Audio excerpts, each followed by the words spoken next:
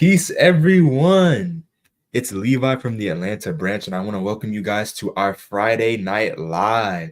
So we have a really awesome program ahead for you guys today. We got my panel here. We have Cameron from Atlanta, Deborah from Atlanta, and Ezra from St. Louis. All right, let's go.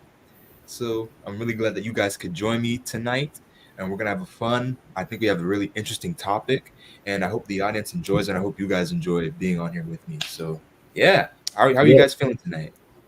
Feeling great. I'm really excited. Awesome. Yes, me as well.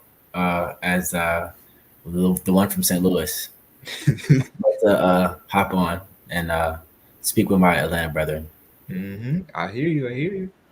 But what about you, Cam? Feeling good, feeling blessed, man. You know what I mean? Feeling blessed, looking blessed. I see it. All right. So we have a very interesting topic to discuss today, one I felt kind of passionate about. So I guess we can just go ahead and hop right into the first slide. My bad.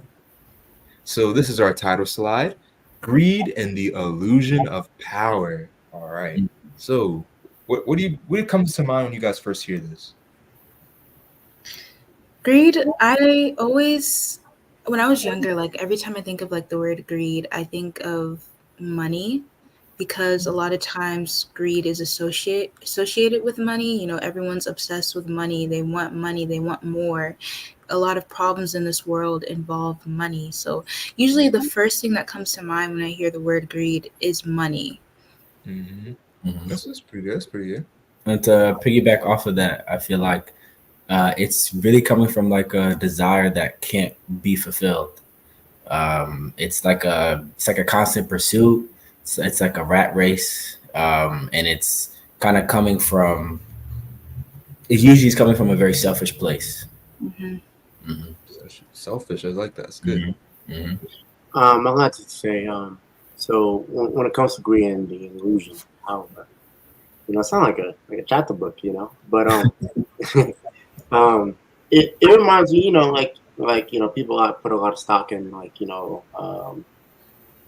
physical attributes, such as money, strength, and stuff like that. But that's not true power, as we all know as Israelites. And we can fall into that illusion or to that rat race, as you said, about thinking like, okay, the only way I can make myself happy is by gaining either more strength, more power, more respect, and tearing others down at the same time. Yeah, that's what that makes me think about. Yeah. So, you guys basically just summed up my lesson, so we're just gonna go ahead and close it. I'm playing. That was good. You guys are already spot on. Like, can we get some fires and sevens in the chat? Like, come on, this is an excellent game tonight. Good conversation. Yeah, light it up. It's gonna be a fun conversation. Let's put some likes in the chat. So we're gonna get into the first panel for the night.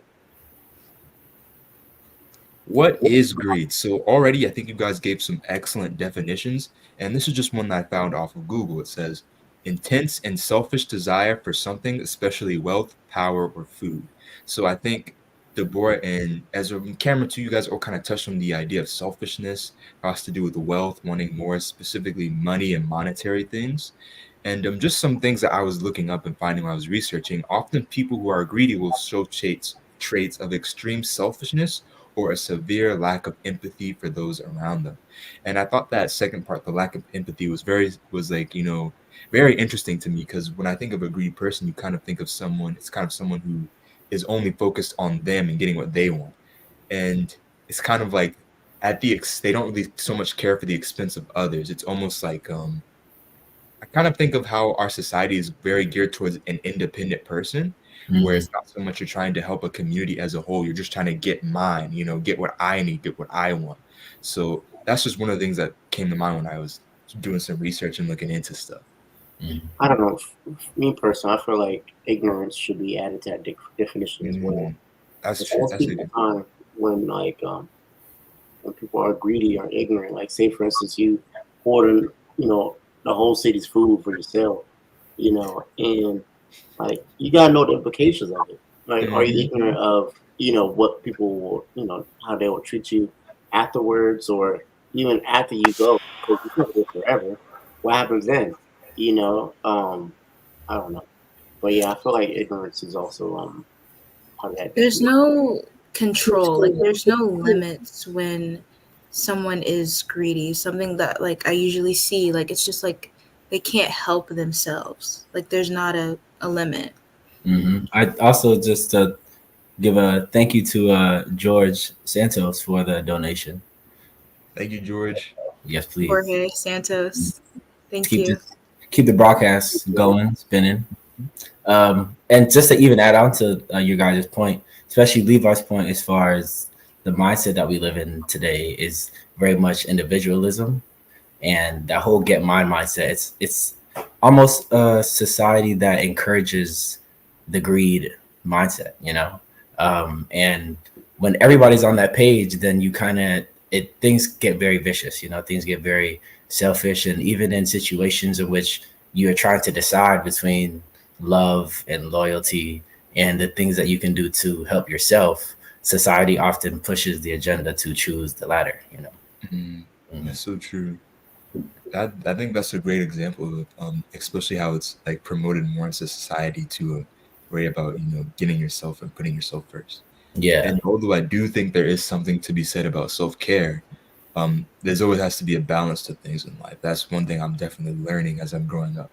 And I feel like especially in terms of a family, and at the very least here in Israel, you do have to be able to be considerate of the others and those around you. I think Cameron kind of said an excellent point talking about the idea of ignorance, which I feel like ties really deeply into the empathy part, where it's you're not able to understand those around you, and you're also not caring. You don't want to understand. So I feel like those are just two things that kind of go hand in hand. I mean, even like a point I was just thinking about, like the natural food chain. Like if you eat all the deer in the forest, like how the like how the plants, what I'm saying, they eat plants.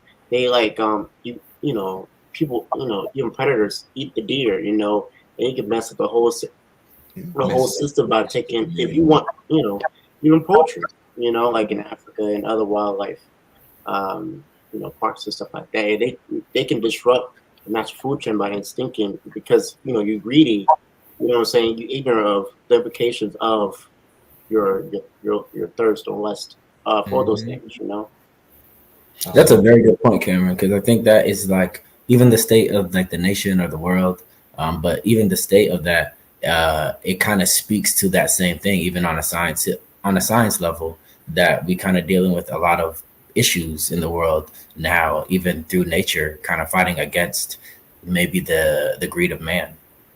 So it's very interesting, you know, with global warming and extinction of animals and just a whole bunch of things, pumping things out the ground at high rates, processed foods. It's like it kind of keeps going. And then once you destroy that system, then I guess you end up kind of even destroying man itself through that own greed.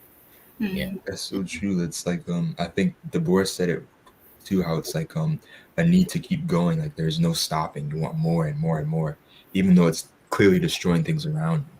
So yeah, I feel like that's a great point. That's one that we just see every day. Mhm.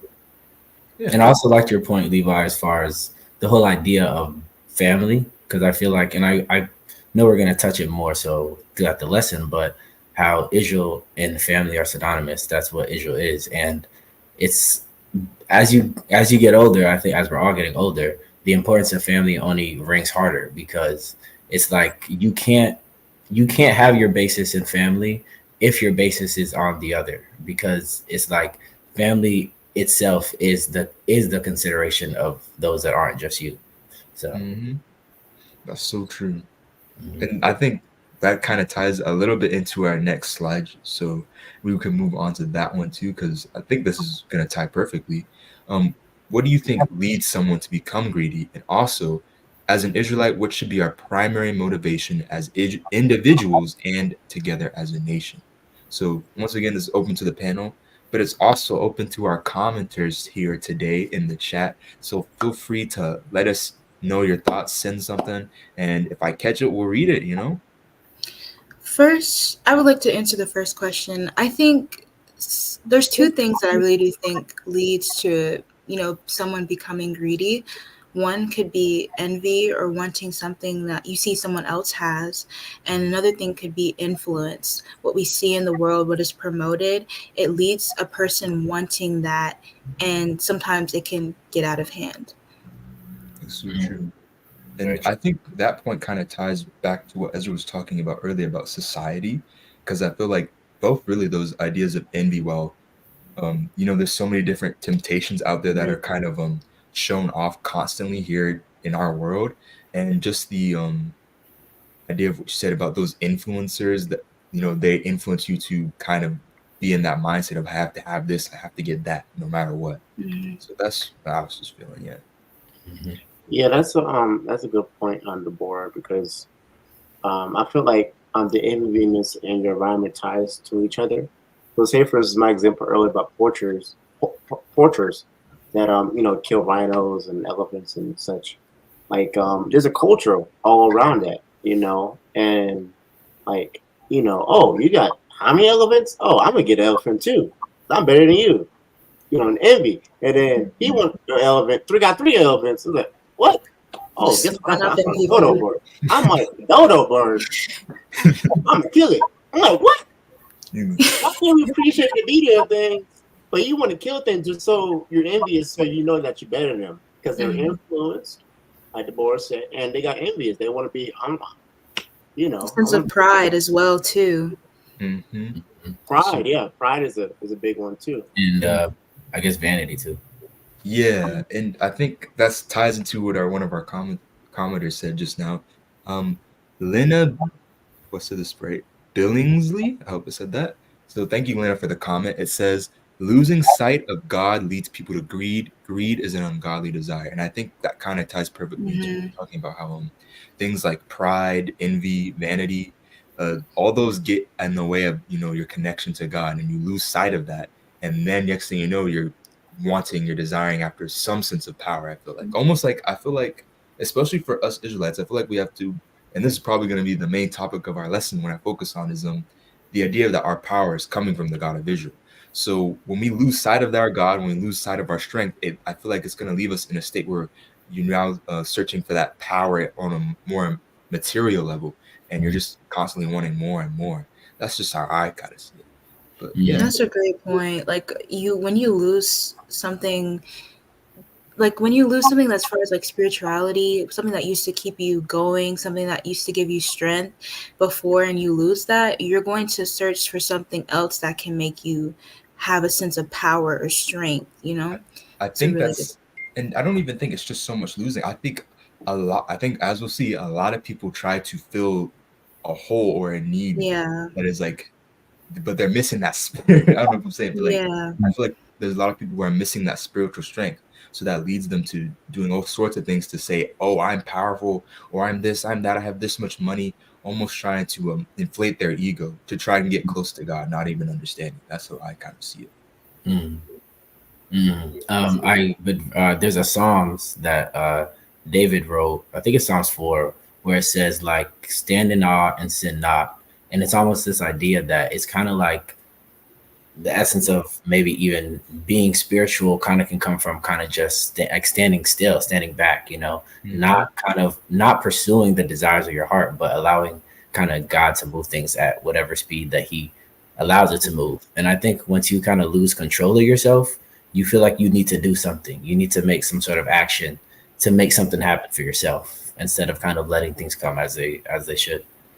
Yeah, it's so Also true. another point I like to touch on about like when it comes to like the greed and stuff like that. I feel like when people, I think Levi or the board said something a little bit to this about like feeling like a hole within yourself because of these things. I was thinking like you start accepting everything. You start falling for anything. If you fall for anything, you start you. I mean, if you don't stand for nothing, you fall for anything. Mm-hmm. And the quality of things that you accept. Like for instance, like during the Passover, we get the first year of unblemished lambs. If you're greedy, you won't get any lamb in the farm. But we need like a specific quality, or Mm-hmm. like we need like fine linen, not just any linen, fine linen for the robes, for the scarves. You know what I'm Mm-hmm. saying? We need to make sure like things are clean. Greetings people will take any house, but no, we need a clean house and not your graveyard and other factors involved in it. Yeah. More thought process, more deliberateness, more faith that is being used. Where you don't have greed, but you lose it. You become greedy. You lose you become more short sighted when you're greedy. It's like And the that idea point, of, no, go sorry. ahead. No, your point, Cameron, is just really a good point to talk about, because when you think about the God of Israel, goes to show you how selfless. I want to make sure I have less because I don't want any confusion. It just goes to show you how selfless the God of Israel is when He's making His laws. For Passover, we make sure that there is an equal amount for who gets what for their lambs, and I think it just really highlights what our nation is. That we're trying to push not to be a greedy people, a greedy type of nation. And I really like that point that you made. And Mhm. Can I ask something? Okay. Hear me out. Okay. So we know them people with them crosses. They say, "Come as you are," and you can join the people, right? Mhm. But us, you got to come to our lessons. You Mhm. got to understand what we do. You got to sup at the Passover or Tabernacles, and then you got baptized. We just have baptism. There's a certain quality of person that gets to that point that you go, okay, you're one of us now. But the other side, come as you are. You can come off the street unshowered, black on your feet, you know what I mean, smelling crazy. But as long as you think, some person's king that's not a king, some person's God that was born of a woman, you know. That's all I gotta say. I think that was an excellent point. And I also want to add Jay Knight Grant's comment into this. I would like to add my thoughts on greed. Greed is to want more of something even though you have enough of that particular thing, whether it's food, money, or materialistic things. That's so true. Once again, it's like complete ignorance to what you already have, which I think is another point. It's just like you don't have an appreciation for what you already have and you only want more and more and more. But even jumping off of that, because I feel like you guys both talked about an excellent point in regards to Passover and just the process of what it takes to become an Israelite. And tying that to what Jay Grant said, it's the idea of I think my dad says it all the time, quality over quantity. So that's just one thing that I always remember. Because I feel like when you're a greedy person, your idea is numbers. You just want more of whatever you have. Like you said with Christianity, Christianity is one of the biggest religions in the world. It's huge all over. So many people claim themselves as Christian. We as Israel, when we look at when we look at this as people, we may not seem big, but we have so much great quality inside of this nation. So much quality that goes beyond, to me, Christianity.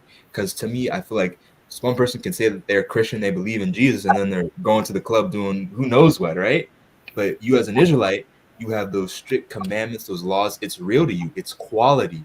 Not Passover ain't just for everybody to come in here. It's for quality people. Uh, baptism. I just got baptized. That's serious. Not everybody just go up to a baptism. It's quality. So those are so many things that come into mind when I think of what you guys are talking about. The idea of quality and quantity, where it's not so much how much we have, it's the substance of what we already have, or the substance of what we take. Mhm. Mhm. Amen. And to add to that too, another thing about Israel is that we've always been the minority. So we've never had the most of anything, but yet we were blessed to be um, elites at whatever it is that we choose to pursue. That's so Yeah. true. Mhm. Is we're small, but like we're mighty. We can do anything. We change the world. So I Mhm. think that's such a great point. And once again, just kind of throws the idea of have more is not always better, is what I feel like. So I feel like Mhm. that's such a great point. So thank you guys for bringing that one up.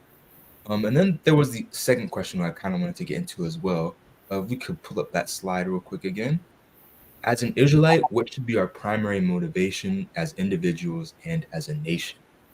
So I do feel like it's a little bit easy. It's a little bit easy, but I still want to hear what nuance we have today, because you guys are a smart bunch. So I want to hear what y'all thoughts are. I mean, I feel like it's a pretty nuanced question, like a pretty personal question about Mhm. like your motivation. I mean, everybody got a different experience in their life. A different path. But I guess you could say, to serve the nation, and as a nation to serve God. You Mhm. know, but Mhm. as an individual, what would that mean for you as a personal person? You know what I mean? And that will change depending on who answers that question. That's true. I would say, me personally, I the talents that were given to me by the God of Israel is always a motivation for me. Because like when you're doing things that you love, and on top of that it's for the nation, like it motivates you. That would probably be me personally, like with music, writing, all of that. It really does motivate me, because I'm doing something that I love and it's for my nation. So Mhm. That's so I think it's kind of that look inward kind of. Um, I like to use the word the inner work. I think coming into the nation, or whether you're born into the nation, both kind of require the same practice of that inner work. Because the better that you are for yourself is the better that you can be for your brethren. And I think when you truly value the people around you more than you value self, that it truly shows in your character, and that you grow from your mistakes and you continue on that path of growth as you age. And that, I think, is the growth that we want to see when it comes to building families. And just like Albert Crump's comment right there, growing the nation. Mhm. Thank you, Albert. Also, something I'd like to add real quick. I'm sorry, Lilo, were you about to say something? No, you got it. Okay, just real quick. You know, that question. Well, both of your points, I agree. But a particular scripture comes to mind is Proverbs 16 verse 3, or yeah, and it basically says, "Commit thy works unto the Lord, and thy thoughts shall be established." And it I when read I that read recently. I read that recently. That's crazy. it, yeah, I read it like months ago, but sometimes I like to write it down just as a refresher, and Mhm. it stuck to me so well because it's like you know like the God of Israel, He knows what you're thinking about, in your day to day. You wake up, you go to sleep, you go to work, whatever, and He's with you, right?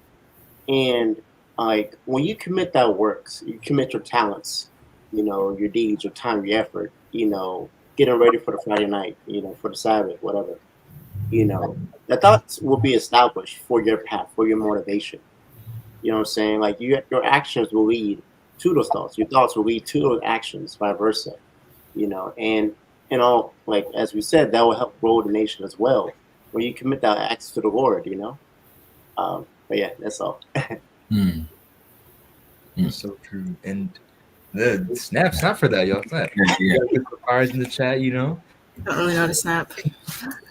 And George Santos also had a good comment that I wanted to read. Labor in the name of our Father and Savior, God of Abraham, God of Isaac, and the God of Jacob, which I feel like kind of ties into Cameron was saying, where it's what everyone was listening, how we make sure our work is always the God of Israel is always in what we do. And even not just so much with our work, but I also feel like in just how we live our lives. And one thing that I feel like I think is what makes Israel stand out so much is how I'm sorry, let me get my thoughts together. But I feel like how we all kind of our family, when we say nation, when we say the word nation, I was actually talking with Cameron about this a little while earlier when I was discussing this with him. But Israel, it's a family. It's a family. It's not just like the United States of America or Germany or whatever. The nation is also a family. So we do what we have to do to take care of our own. So by that I mean, you had the different tribes were each in charge of different tasks, and they had to handle those tasks to make sure that the rest of the nation was able to eat. You had situations where farmers, they would make sure that they left grapes still in the field so that the poor or less fortunate were still able to eat. They did things to watch out for each other as a whole. That was just part of our culture and identity. It was not just a nation that you look at today, but a nation that's a family. And I feel like that's one thing that has to be I feel like really needs to be drilled in our heads is that we're a family. That Mhm. then that harmony has to be shared throughout all of us. Yeah. And And that harmony, able to radiate when everyone takes on that mindset. mhm. Exactly. That reminds me of also in the words of David that I've been dwelling on this probably for the past like couple weeks is the phrase offer the sacrifices of righteousness. And I think you can think about that and think about what that could mean or what that might mean per individual or as a nation, what that may mean in all of our lives. But I think it kind of speaks to the same thing you're speaking about, Levi. That's so true. Mhm. That's an amazing. That's a bar right there. We gotta get some fires in the chat for that, yo. And I Yeah. like that. Offer the sacrifices of righteousness, because I do kind of feel like that'll tie into a few of the scriptures that we're going to be talking about today. Yeah. Also, if you want to know where Also- that is, that's Psalms 4. Psalms 4. Psalms 4. Psalms 4. Yeah. All right, well, let's write that down. Psalms 4. Remember that. Levi, also I have to offer like a parallel. I don't work in this field no more, but I remember back in retail days, like a Walmart or whatever, they always like, as a company, you're a family. No, they're not. They ain't no family. You know. Because Trap when they say that. right, it's a trap. Like Israel, Israel's an actual family. We may not always, all be related, but we all have like a certain goal, and we also try to nurture each other, help each other out, support each other the best we can, you know. In the Walmarts, the Krogers, and the whatever spots in the world that say we are a family on the logo, the constant, abuse, work abuse, power abuse, make sure you stay overtime, no extra pay, no extra, responsibilities with no extra pay, and greediness at the end of the day, like exploiting you for your time and effort. In Israel, we won't be able to. Well, you shouldn't be exploiting your brethren like that. And there's plenty of examples of Bible that reasons why you should be doing that. But yeah, that's all I have to say. Just parallel. That's true, and I know what Deborah was smiling about, because they used to say that at our old elementary school. Yes. Oh my We're a God. family here. We're a family here because our town is very like southern, so they'll be like, "We're a family here at this elementary school." We're like, "No, we're not. I don't know you people." But to jump off of that point too, I don't know your mama. What? My mama don't know your mama. Right, literally. True, yeah. And like, just even speaking on that, it's with Israel, it's the idea that I may not know everybody in Israel personally, but I do know that every Passover I'm gonna see them. I know that during this time of day on Sabbath on the moon, they're praying to the same God I am. That they're out there living their life as an Israelite. And if you're doing that, what more can I ask for? And that's the powerful thing. I'm sorry. No, go ahead. That's the powerful thing. Like when you actually sit and think about it, it's just like you think about we have different branches. Like when I'm doing new moons, like someone in a different country is serving the same God I am, is praising his name at the same time I am. And I just think about that it just goes beyond words when you really think about it. That makes me think about the phrase that we say oftentimes is being in one accord. And it's like that one accordness or that spirit that guides us is like stretched across the globe, to reach a spiritual family, so we are bonded in that way. And to even add on that, because as y'all know, I got baptized, this year, so that was cool, but not going not going too deep into the details of it, but like how we said, we see all these people from all around, and being at that baptism and just seeing all of my brethren. Y'all know I'm not always a very super emotional guy, okay? So it's hard for me to happy cry, but I was genuinely holding back tears seeing all of my brethren come together to help support us and those people being baptized. It was a beautiful sight to see. And I may not know everyone's individual names there, but I do know that they are there because they care about you, that they want to see you succeed, that they serve the same God of you, that they believe in this as much as you do. That's powerful. That's feel like something that you're only going to get in Israel. And I feel like there's no greed about that. Those people, they took off time of their difficult schedules, people all the way in England coming out to support their own family members. That to me is powerful. That to me is something that you can never forget. So that's why I just feel like makes Israel such a strong community. Yes. And I'm gonna read this one comment, and then we got to start getting to some of the scripture. But J. Knight Grant said, "We can say we were kept in slavery by this world because of greed. Greediness is a sin." That's so true. It holds us down. Exactly. Because like we said, the ignorance, the lack of empathy, they did some terrible things to the slaves. Terrible, terrible things, as we know. To me, the idea of being able to kill a baby is just insane. I don't know how you do that, but that's what the power of greed does. That's what it can do to you.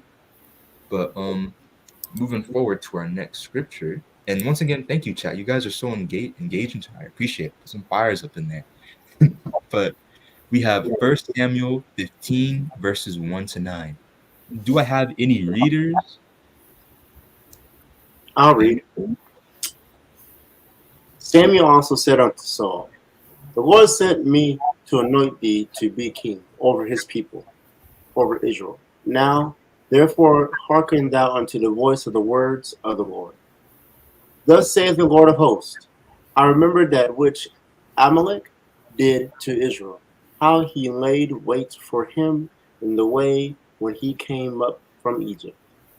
Now go and smite Amalek, and utterly destroy all that they have, and spare them not. But slay both man and woman, infant and suckling, ox and sheep, camel and ass. And Saul gathered the people together and numbered them in Talim, um, Mhm. 200,000 footmen and 10,000 men of Judah. And Saul came to the city of Amalek and laid wait in the valley. And Saul said unto the Kenites, go depart you down from among the Amalekites, lest I destroy you with them. For ye shown kindness to all the children of Israel when they came up out of Egypt. So the Kenites depart from among the Amalekites. And Saul smote the Amalekites from Havilah until thou comest ashore, that it is over Egypt, over against Egypt. He took Agag, the king of the Amalekites, alive, and utterly destroyed all the people with the edge of the sword. But Saul and the people spared Agag, and the best of the sheep, and of the oxen, and of the fatlings, and the lambs, for all that is good, would not utterly destroy them. For everything that was vile refused, and that they destroyed utterly. So thank you, Cameron. I appreciate that. So as we read, Saul had a job to destroy Amalek. He goes in, but he doesn't end up destroying everything that they owned, as he was told and commanded to do. So we're gonna get into a little bit more into this. Next slide. And Cameron, you can choose who gets to read next.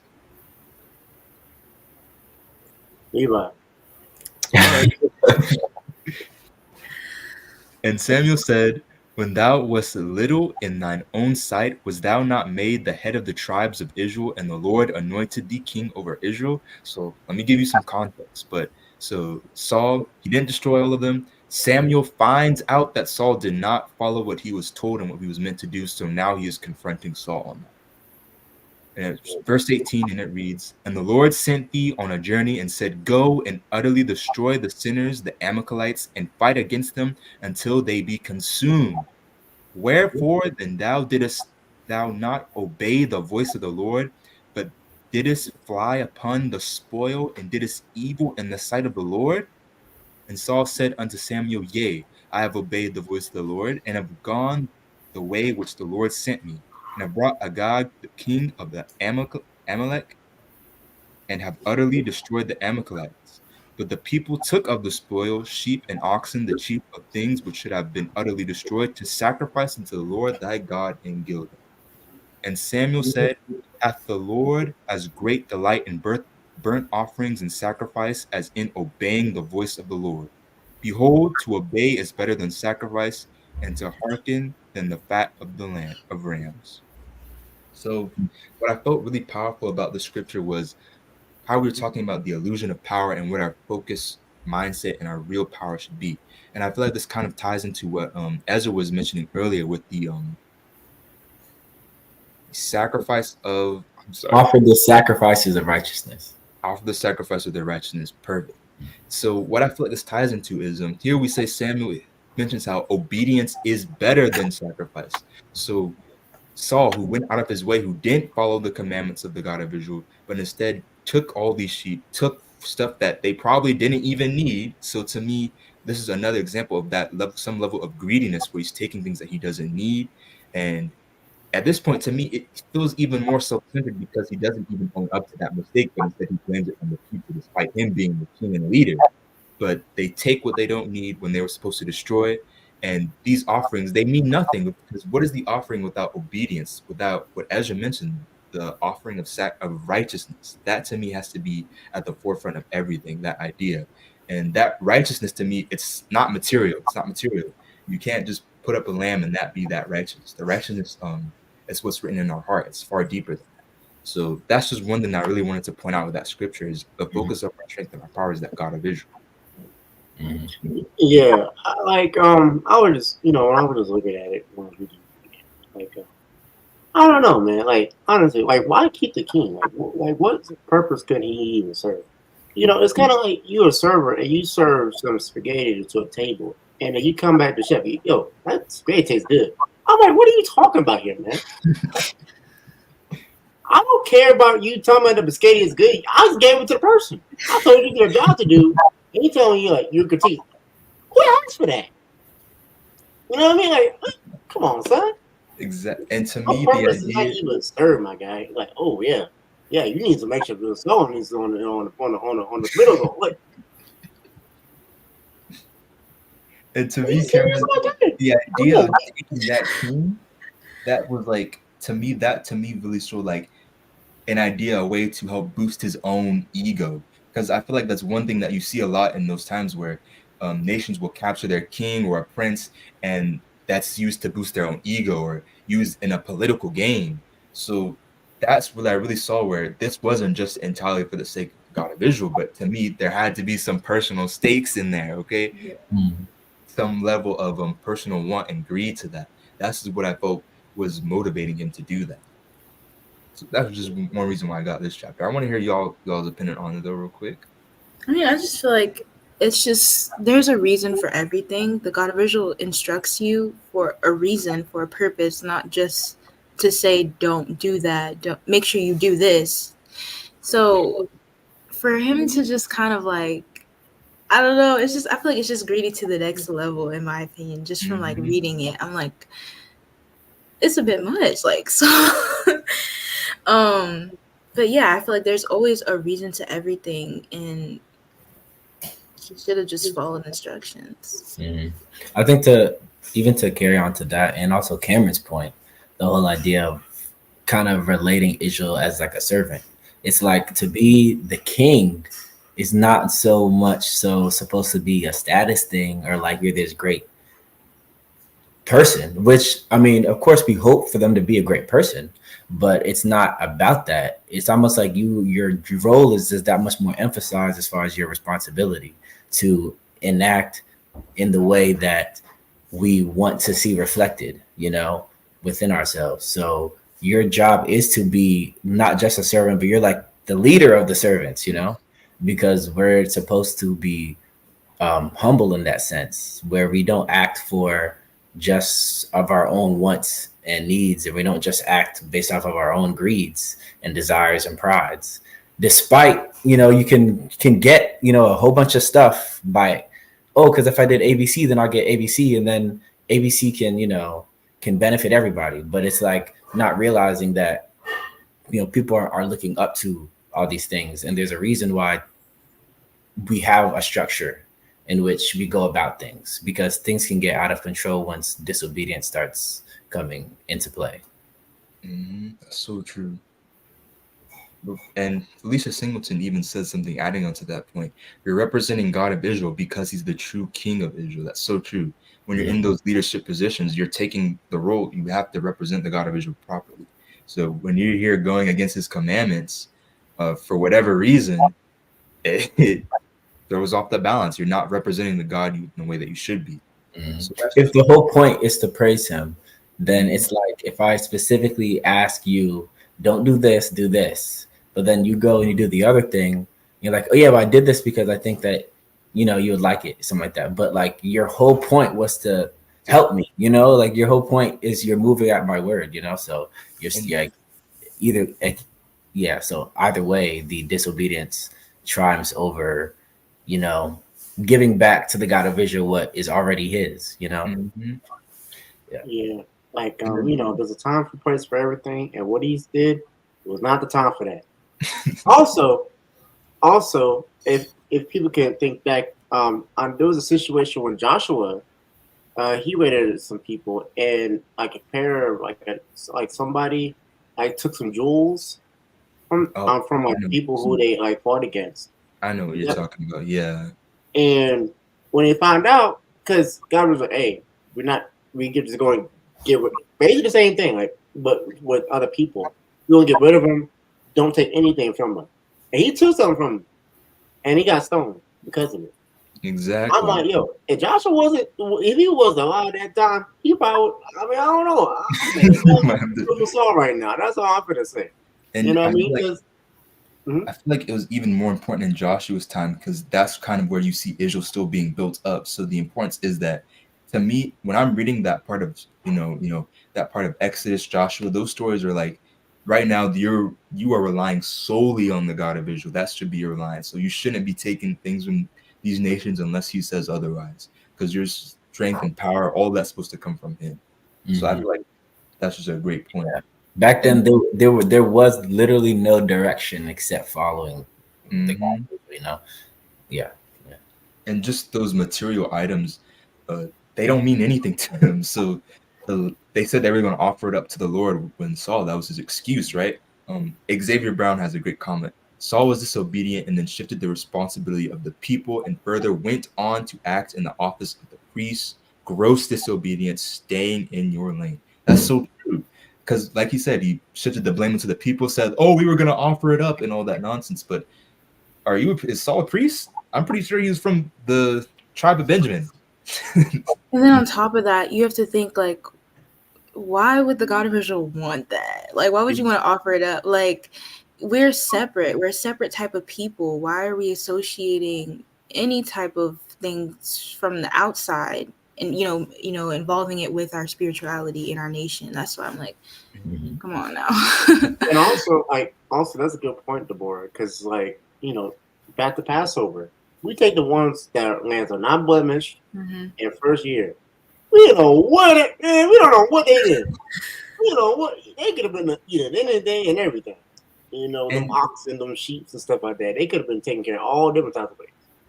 I even feel You like know, it's to me when I feel it's also the idea of like once again those sheep they may even if because it says they're the best sheep, so this even despite the fact that they were good is also to me it's like the idea of those physical things, they don't mean anything when we offer up our sacrifice to the God of Israel during Passover.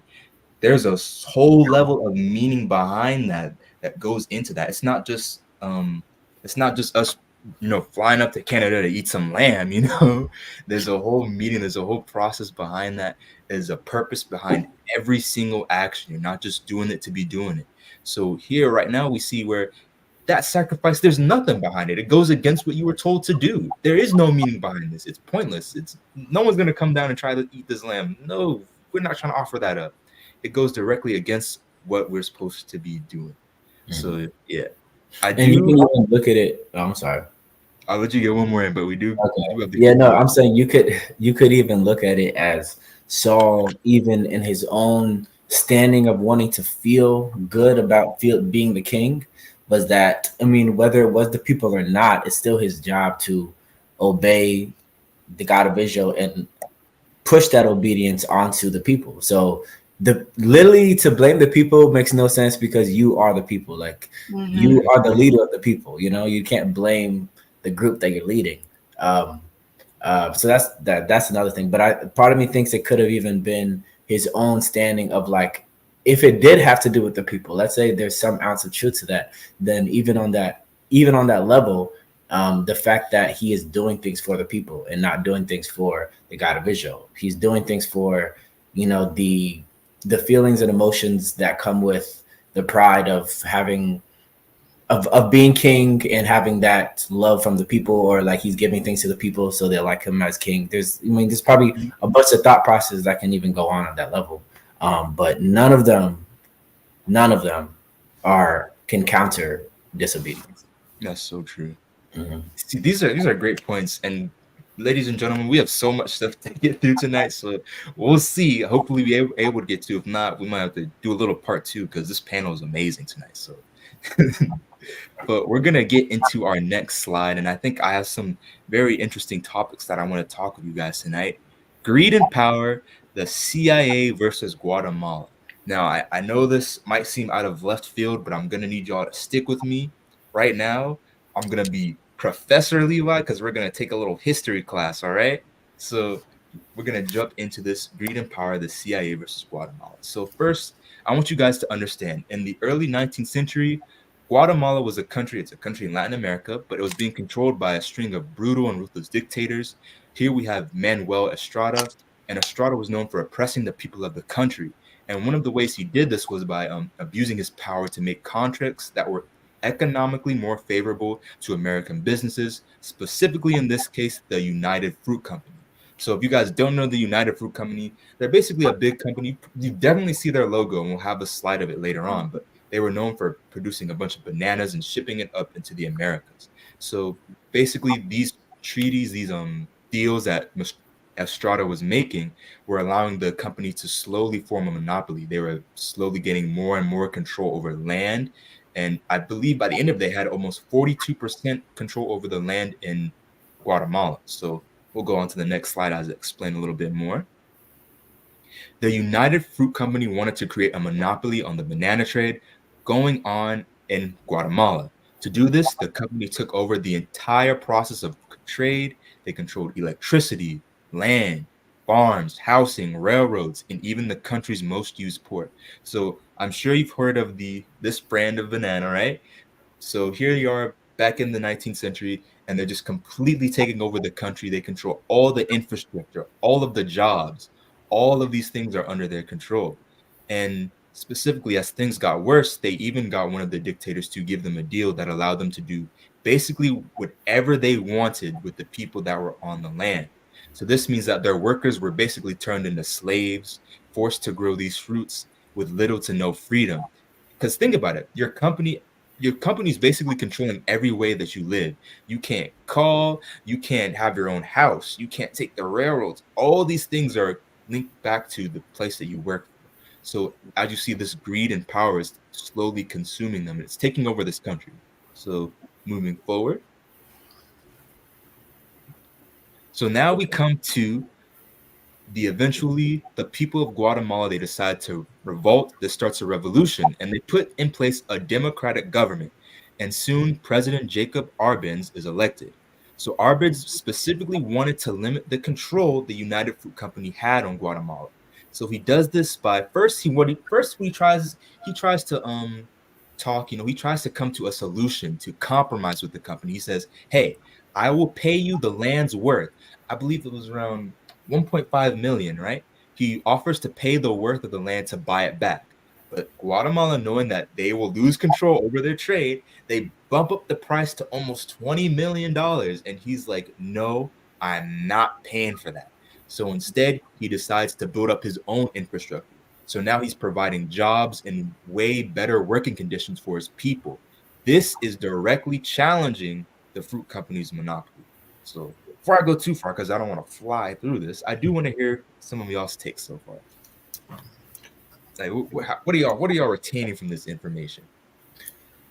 Well, if I can go first, it reminds me of what I said earlier about ignorance, because I feel like both sides were ignorant to the people, to the land, and whoever signed that contract was ignorant to how that contract will affect them, and they probably just saw a bunch of money and got blinded by that, but it really probably was not much money that they were profiting from, Mm-hmm.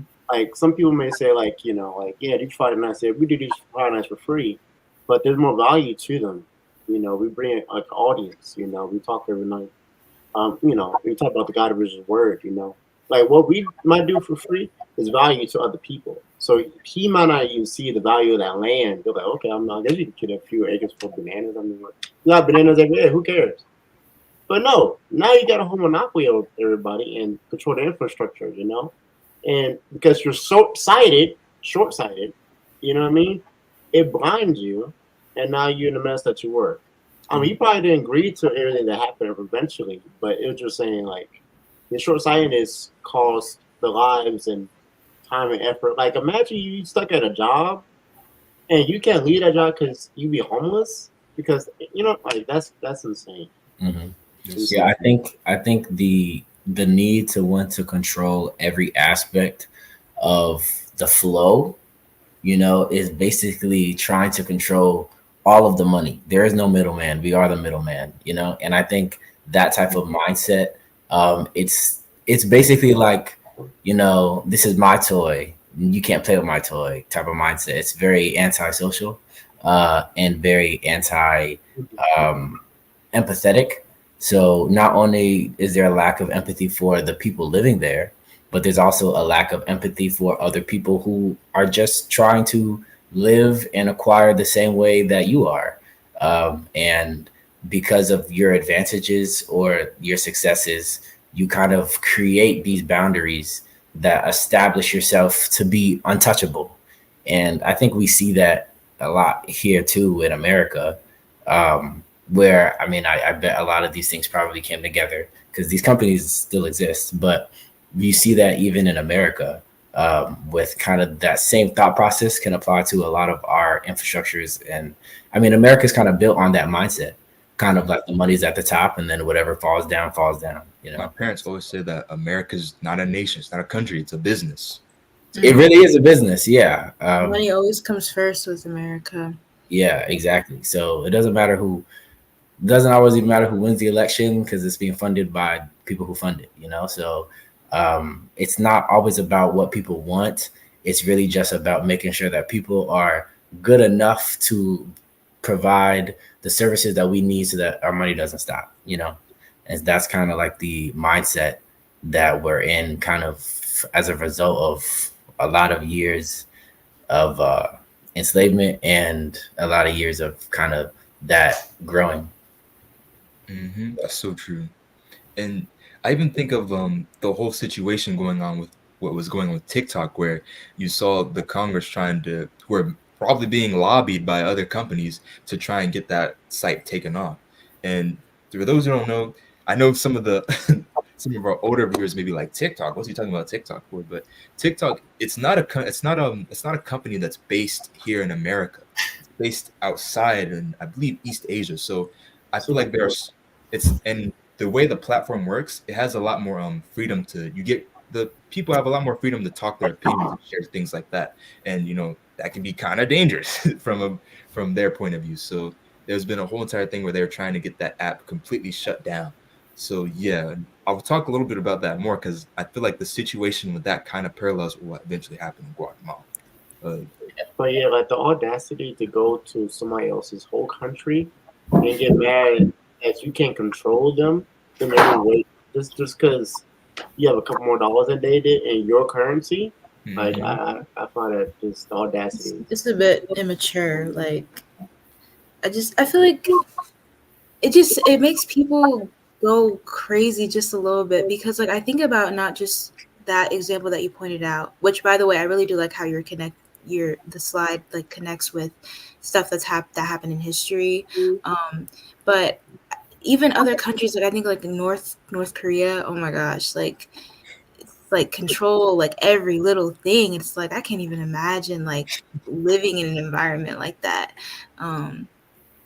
Like it's just like you think like there's certain things like why it's just like little things like it's constantly controlling, like they just want control of everything, and it's so bizarre to me. It's almost But that you know, it makes you think like the beauty of the God of Israel, you know, because I mean, he made those things move in the stars, you know, those Yeah, almighty words. at So least he's like got the free will. I'm sorry. that's the thing. I'm sorry, I'm just excited. But that's the thing about this nation, though. Like, a lot of people, I really do feel like they think that some of the rules that we have are hard or this or that, but there's a purpose behind the rules. It's not just, oh, you can't do this because I want the power. It's what I say. There is a reason behind everything, and that's the beautiful thing about this nation. When I think about the other countries and how they're controlling over these innocent people, and the rules that they're given, like I think in North Korea, like you have to get a certain haircut. For why? For what? You know, there's not a particular reason to why that is. But with us, with the God of Israel, wearing head ties, eating certain foods, there is a reason behind that to make sure our spirit's okay, and we're okay physically and spiritually.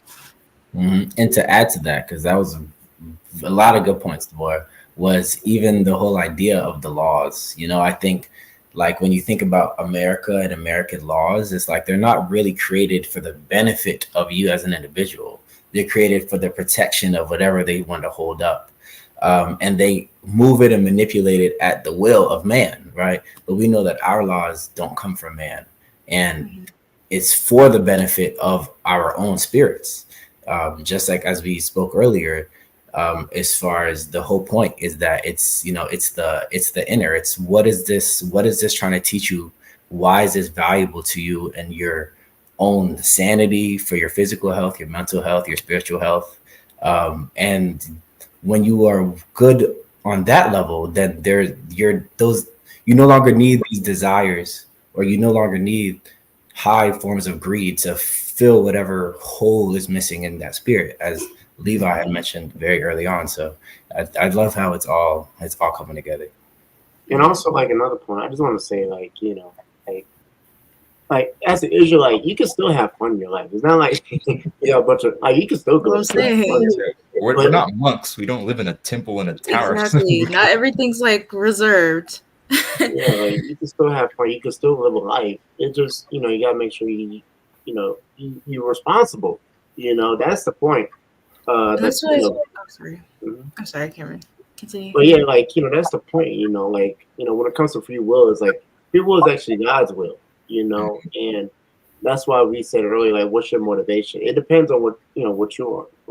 You know, what drives you in your own life. You know, that will drive your actions.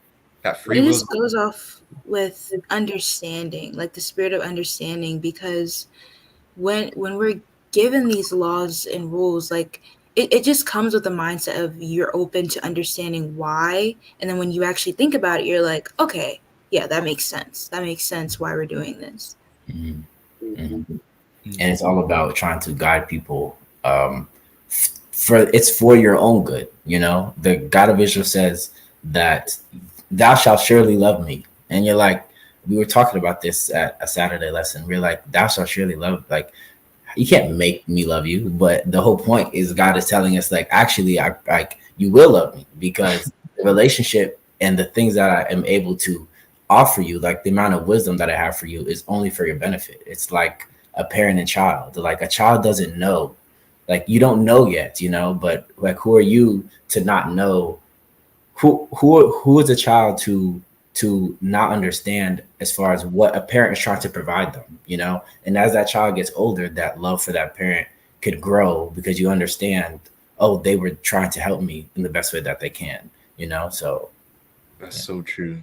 A phenomenal panel tonight. So we got to get some fires in the chat. I want to see some likes on this video. I'm going to be checking, you know, so I want to get some likes. If you got to make another account to like it, let's go. Yeah, we got to spread the word. You heard that? Everybody got to double the account. Double the account.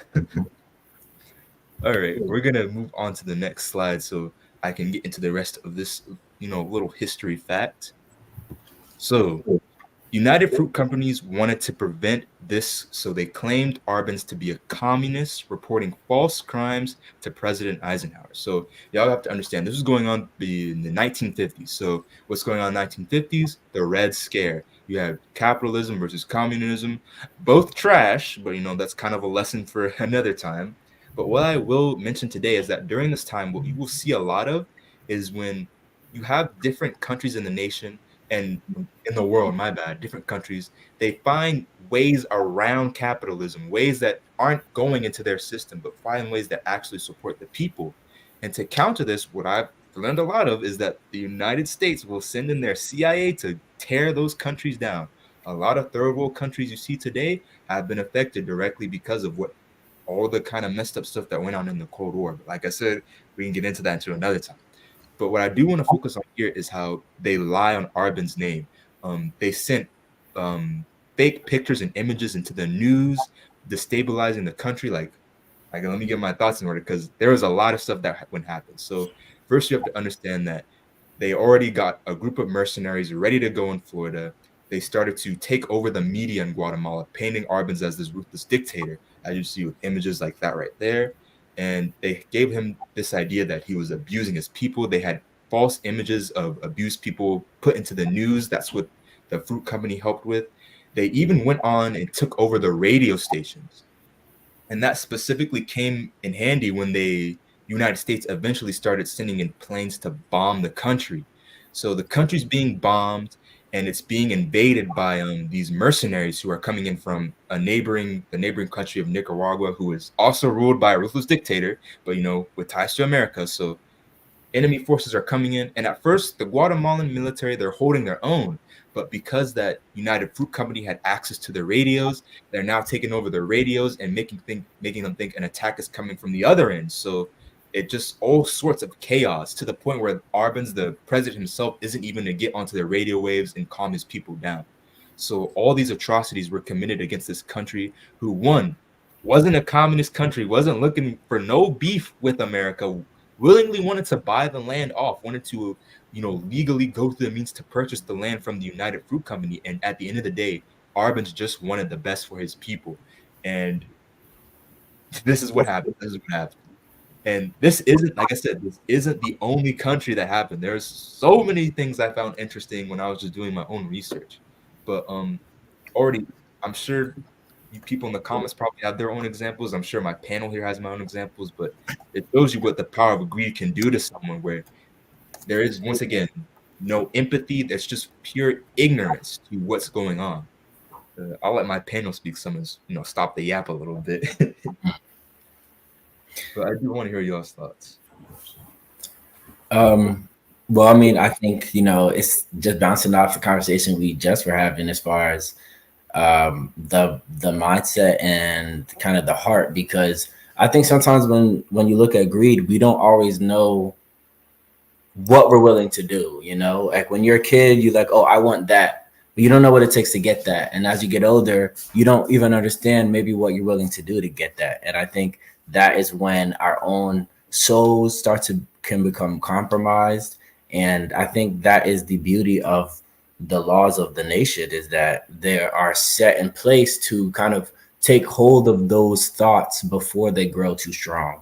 And of course, if we see with no limits what the human mind is capable of doing to get what it wants, is tremendous, and we know that as humans, that we are powerful beings and we have strong wills. So when that strong will is dedicated to selfish agendas, it usually can lead to painful outcomes, and a lot of manipulation is necessary to maintain whatever that outcome is that you desire so hard.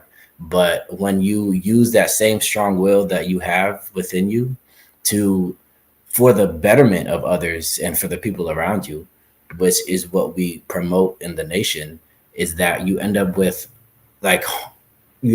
using that strength for the betterment of others, which when everyone does that, you kind of get this harmony of strength. It kind of is like a choir, like if one person can sing really well, that's great. But if like you get 5, 10, 20, 30, 50, 100 people singing well, like to the best of their ability, then you have something incredible, So I think it's just our job to use that same energy, that same passion, for the betterment of each other and to uplift our brethren and to praise our God, than simply for ourselves. There goes so much humility in doing that too. That's so true. But y'all speaking, y'all spitting tonight. Fires in the chat. Fires in the chat. Definitely gotta get some fires. Like Gotta y'all, put some. y'all could just take the wheel now and lead the rest of the lesson at this point. But I definitely feel like that idea of where, because I always hear the idea that Israel is like an inverted pyramid where our leaders are there to help support the people, and I feel like that's really what you were speaking to, Ezra, in the idea that we share our strength with each other. When someone else is down, we help use our strength to help support them and lift them up. We're all there and we're all connected to each other. And I feel like Israel and the God of Israel helps to always keep your mindset of what our goal is and what helps us keep us straight. Mm-hmm. Yeah, I feel like that was really awesome, Ezra. Thank you. And I also think of what I've also wanted to get into with my next scripture is how for them greed has offered them to me some level of success. I don't lie, but I think that we have to understand is that success never lasts long. If you look in the past, even the greatest empires face repercussions for their actions. So all those things will come back to bite them. That if that is their path, but for us as Israelites, we can't get caught up in those material things and what we see and what the physical. There was also another great comment I wanted to mention before I went on. Donna P said, the script for capitalists, greed hasn't changed. The same tactics used back then are used today. Lies, deceit, and propaganda. That's so true. And I feel like that once again ties into what I was mentioning earlier with the whole TikTok ban situation. Because you see a lot of the same claims going on now where, just like I said, the company is based in East Asia. So what's close to East Asia? China. So I don't know if you guys, anyone's seen the debates, but you see all these old people on the debates, some of them don't even know what Wi-Fi is, out here screaming at the owner of TikTok saying, oh, are you a Chinese communist? This and that. Once again, that word communist is being used to vilify or make this person seem like an enemy, even though he's directly saying, I am not affiliated with China or communism in any way. But once again, want to point that out, how you're once again seeing these ideas, these greed. It's same thing then, same thing now. So yeah, that's just one thing I found interesting. Mm-hmm. So the board was having some technical difficulties. Now she looped out. Hopefully we'll be able to bring it back. Mm-hmm. But we're gonna move on to the next slide.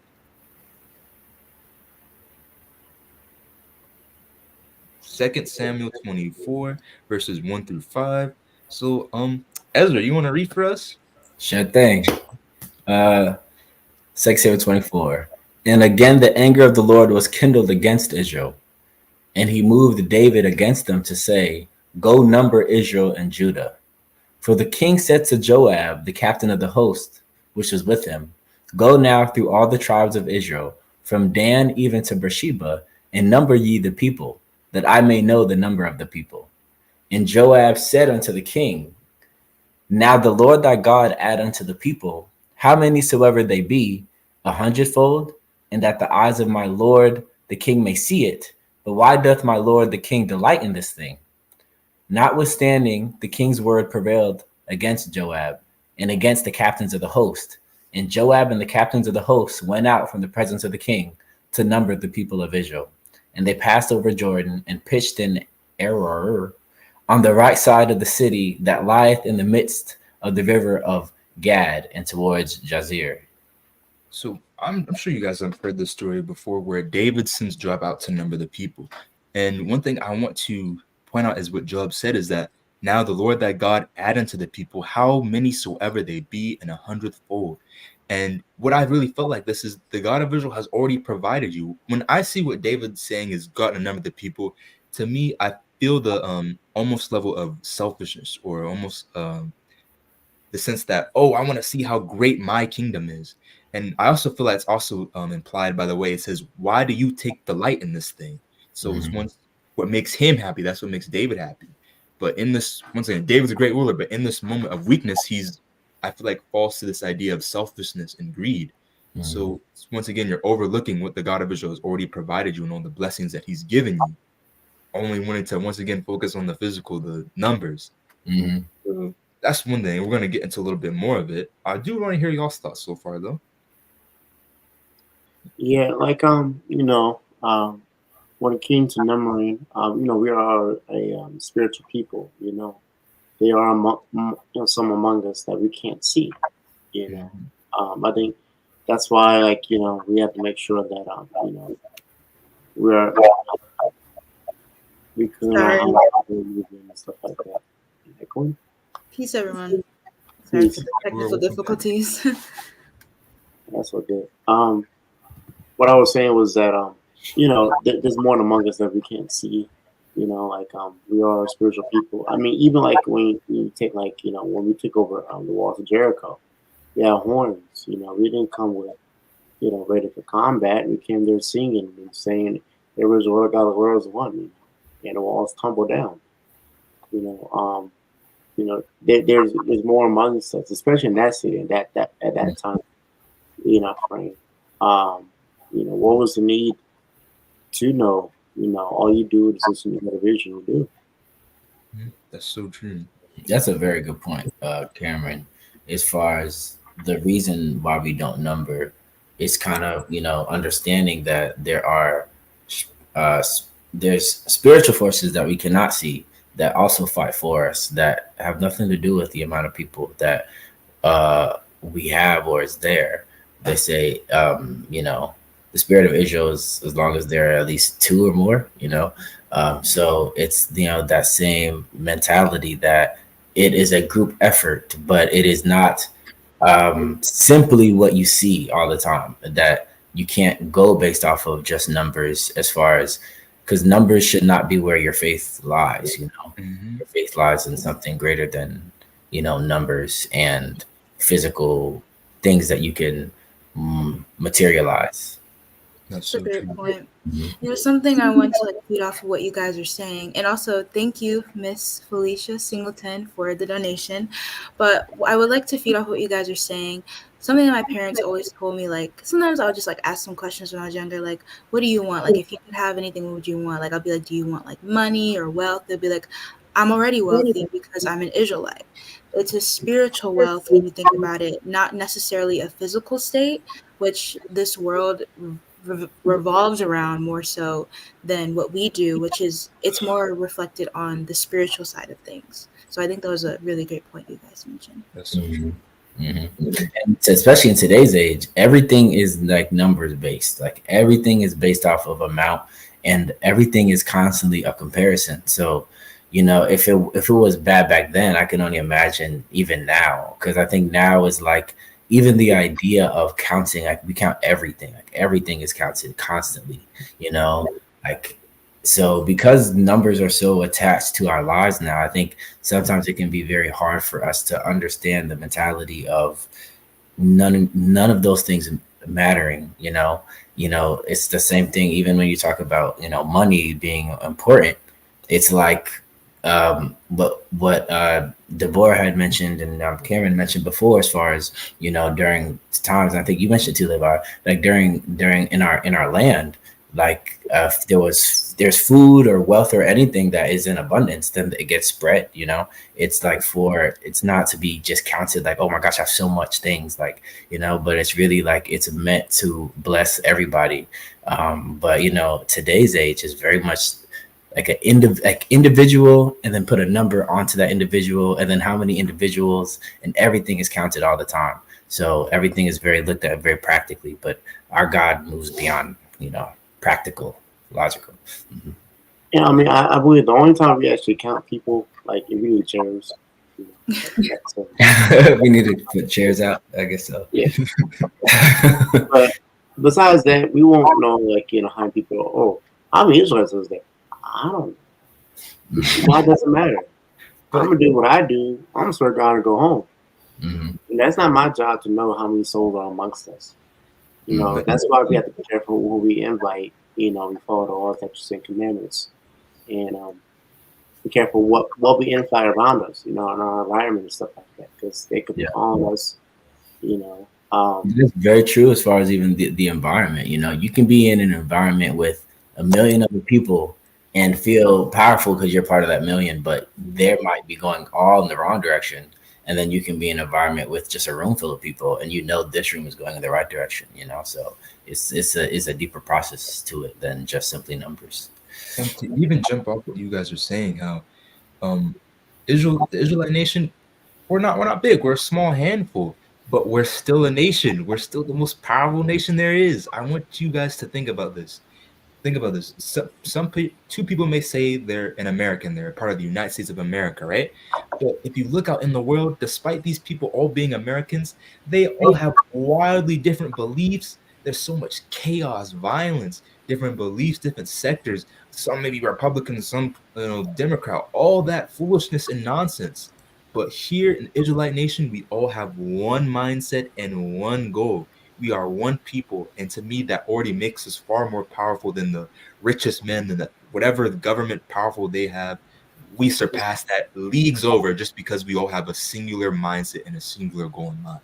And I feel like that's something to be said, because we can move mountains, though. We can move mountains. We've seen it. We can do that. But it all relies on remembering where our power comes from. And that's what I really want to touch on, is how, to me, greed gives you that illusion of false power. It gives you this idea that if I have more, that makes me more powerful. That makes me more closer to being almost like a god. But at the end of the day, you can never reach that level of height. You can never reach that level of power. So I feel like as an Israelite, understanding that our power and our strength comes from God, and understanding our lane, understanding what we're supposed to do, understanding our role, understanding how we're supposed to live our lives, that is how we get our power. It's not from the physical. So that's just one thing that I really felt like I wanted to touch on with that. And that's a great point. You got to put some fires in the chat. Yeah. To touch on to that point, to continue with that point, another thing that I would like to say is, with the outside world, there's so many people that identify as Christians and will still shoot each other, have violence with one another. It's something that I just never understand. Like, if we want to put it in recently there was a thing that happened at a Trump rally, and the person who started the violence was a registered Republican. And it's like, you guys are all Republicans, but you're fighting, there's violence, so there's not a family there, you know what I'm saying? And that's just so different. That's what's the divide with the outside and with this nation, which I think was a great point you made. That's so true. Well, another point I'd like to add, we're all human in the Israelite nation. We may have different opinions on things. Some people like peanut butter jelly sandwiches, or some people like pasta more than tacos. We don't all think the same, but we all want to accord on spiritually, which is how we are a family, because we're online spiritually. So everybody at whatever rally or whatever school or whatever job you are at, they're not on one accord, because they don't, they're not doing the same things together. There's millions types of different Christians. There's a pastor Christian, there's an active Christian, there's a Baptist, Methodist. There's all different ones. But when it comes to Israel, it just Israel. Just one. You serve Abraham, God of Abraham, God of Isaac, God of Jacob. That's the God of Israel that you serve. So There's no Israelite united in Christ. There's no Hebrew Israelites. Respect to all of them. We're tolerant to all of them. But in Israel, we just serve one person. We baptized. At the same time, at the same time, we had new moons, similar times. Everything is one accord on according to that. We may have our own opinions. We are human. Like I said, we have free will to do what we do, right? How we live our lives. But when there's a time and place to do sacrifices and sacrifice your effort, when you're instructed to, that's when we are one accord. I just want to make sure they know that. And even adding on to that, because like I said, we have our differences. I mean, I'll give you an example. Deborah, I love you, but sometimes me and you, we get into arguments. We get into it, right? I love you, but for example, if this happens on a Saturday or a new moon, there's an understanding that I may not be, very happy with Deborah. Maybe she did something mean to me. Maybe I did something and wronged her. But there's an understanding that when we go to Sabbath, when we go to new moon, we're praising our God, the God of Israel, who we put first. Those differences are left at the door. They don't come to the temple. They don't come into our place of worship. So that's one thing that I feel like it really has to, you have to, it's like, my bad.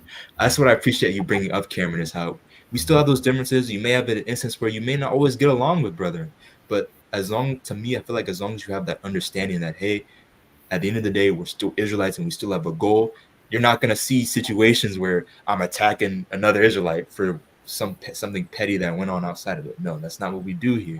God of Israel is always first. We don't do And that here. they don't do that here. That's a really, really good point, Levi. So I think it's even our job as not just members of the nation, but even as RISE members and youth to kind of take on the responsibility to create that environment, you Mhm. know, where that is what we always strive to be every time that we come together, that we maintain ourselves and kind of utilize our power to push forward all, in the right direction. That's so true. Mm-hmm. Amen. To keep that environment, to keep that Mm-hmm. strong. Because, like you said, I feel like how Commoner mentioned this earlier. To me, losing that environment is the same as losing your connection to God. So that is important to me. Yes. Mm-hmm. So we are going to move on because we are starting to wrap up today. But like I said, awesome, phenomenal panel. Thank you guys so much. Make sure you're liking the video, like, share, and subscribe. So we're gonna move on to the next scripture. 2 Samuel 24, verses 6 through 10. And I'll just read this one up real quick. Then they came to Gilead into the land of the Tatamodishi, and they came to Dajan and about to Zidon, and came to the stronghold of Tyre, and to all the cities of the Hivites and of the Canaanites, and they went out to the south of Judah, even to Beersheba. So when they had gone all the land, they came to Jerusalem at the end of 9 months and 20 days. So 9 months and 20 days to go and count each and every one of the people. And Joab gave up the sum numbers of the people unto the king, and there were in Israel 800,000 valiant men that drew the sword, and men of Judah were 500,000 men. And David's heart smote him after that he had numbered the people. And David said unto the Lord, I have sinned greatly in that I have done. And now I beseech thee, O Lord, take away the iniquity of thy servant, for I have done very foolishly. So I think I might have mentioned the scripture or the later end of it in my lesson on humility, but David, he made a mistake and he was able to humble his heart. But once again, I want you guys to point out how, like we said, we were talking about is you have to remember not to fall for that temptation, not to fall for that greed. Our power and our own greatness, it's not due to our own actions. It comes from the God of Israel. And I feel like that's what really Joab was speaking to, where the God of Israel is always building your own wealth. He's always there to support you. He's the one who builds it. So to me, this seems like more of an attempt to vanity, to fill your own heart, to delight yourself. So that's one thing we have to keep in mind. And even though we do slip up, you're gonna mess up in there. Make sure that, like David, you're able to humble yourself and admit when you mess up. But Mm-hmm. those mess ups do have repercussions. And I like how in the very last thing it says, take away the iniquity of thy servant, almost like, even in those moments, I think oftentimes we can feel like when we do fall and slip, to not think that it's the end of the world, but to understand, as you said, to humble your heart and to like really pray for the God of Israel to see you and your heart and your spirit, to hear you and see you beyond your mistake, and also take that same action towards betterment. That's so true. So I did have one more scripture left, but two left actually. But the second was kind of long, so I will mention it. If we could just cut to it really quick, just so I could show it. So if my comment feels free to read it, it's First Chronicles 28. This was when David was addressing his son Solomon and his role as a future king to help build the temple, and I felt like it was a really powerful message because he's talking to Solomon and telling him what he needs to keep in mind as a ruler. So to my commenters in the chat, if you want to check it out, highly recommend it. It was a good little scripture to read, and it was cool to see David in the bond with his son. But we are kind of getting close to the end, so we're going to go to our last scripture, which will be Proverbs 1. So that should be the last slide. Proverbs 1. This is 1 verses 1 through 7. Once again, you get the chance, I recommend reading the whole thing through. Great verse, great scripture. So it reads, the Proverbs of Solomon, the son of David, king of Israel, to whom wisdom and instruction to perceive the words of understanding, to receive the instruction of wisdom, justice, and judgment and equity, to give subtle stability to the simple, to the young man knowledge and discernment. A wise man will hear and will increase learning, and a man of understanding shall attain unto wise counsels. To understand a proverb and the interpretations, the words of the wise and their dark sayings, The fear of the Lord is the beginning of knowledge, but fools despise wisdom and instruction. So, what I wanted to end on this was I feel like this is showing what the qualities of not just an Israelite king, but to me, as each and every one of us Israelites should keep in mind. The real jewels, that real substance, the real worth is in our knowledge and wisdom. It's not in those physical things. As you saw at the end, it says, the fools, they don't like wisdom. They don't like instruction. They like to ones to be in charge. They like to know everything, they like to put themselves first. But an Israelite understands that. To me, an Israelite understands that there's so much room to grow and learn, and that we have to keep our ears open, especially to the words of our God and our priesthood. We have to always be ready to learn, listen, wise, humble, and that has to be the forefront of our lives, the God of Israel at the end of the day, not those physical things, not this desire to be at the top or this desire for power for ourselves, but to understand that we are a part of the collective, and our job as an Israelite, no matter how we go about that, should be to help raise that collective in some way, shape, or form. So I'll let all of my panelists give their own closing remarks. Once again, thank you guys for joining us. Fire night. So I'll let y'all, wrap it up for us. I think this is just a very valuable lesson for just like, using examples that, have happened in history within our nation. And I just really think it's a good lesson for us to learn as Israelites, because things can happen and we have to remember to our understanding of who we are and why we were put in the position that we are, because we can be given things, but we have to know what to do with those things in order to keep our nation going. That's my take on it. Great take. Great take. I also will add to that and say that I also thought it was a very good lesson, because I think it tells you about the distinction between how we keep ourselves versus how the world kind of promotes you should keep oneself. And especially living in a country surrounded by capitalism and numbers and greed kind of runs the whole show. Understanding that we have to keep ourselves separate, and separate is holy, and we're a holy people. It's so true. I thought I was going to touch on this point earlier, but as we all should know, capitalism is bad, of course, and it's going to eat itself alive, But I like to say that I believe it was like in Genesis, like later in Genesis, they were like establishing roles for like the different tribes and stuff like that. Like in Israel, like like you said, like the all family, we all would take care of each other no matter what. The Simeonites and the Levites, they were like the priests or like officers, really. And they may not have like, they probably didn't work, right? We probably, you know what I'm saying? But everybody had to make sure that they got fed, like it was collective community effort, when it comes to things, it wasn't like, I got the richest, as you both know, right? So also like, when it came to greed, I'm sorry. Um, I feel like I liked how we dive into like the ignorance of it and being short sighted and just the lack of empathy that people have shown and still show to this day from micro and macro levels.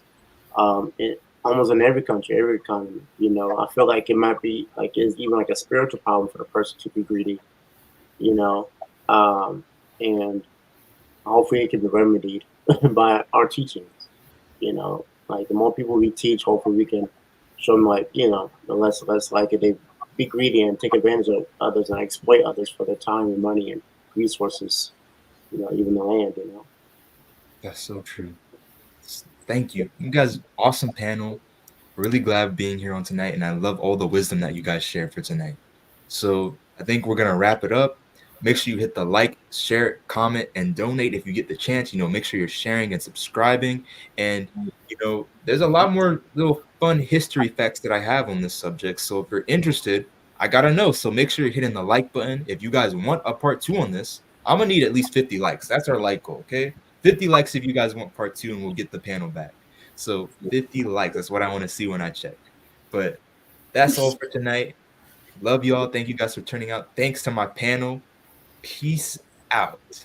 Peace. Peace. Bye.